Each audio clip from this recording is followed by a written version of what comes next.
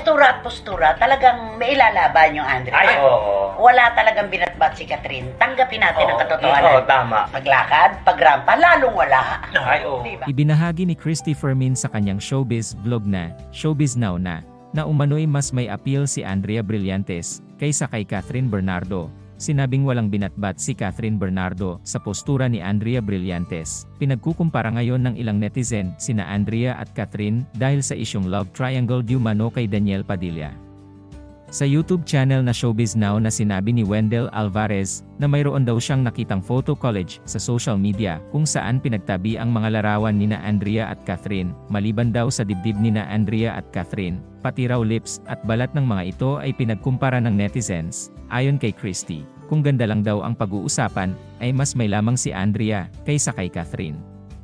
Pero kung ipostura at postura, talagang may ilalaban yung Andrea.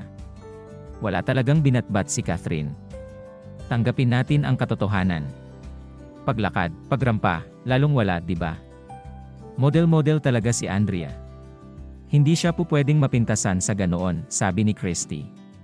So, tayo'y nagkakaisa sa pagsasabing malakas ang appeal ni Andrea, dagdag pa nito.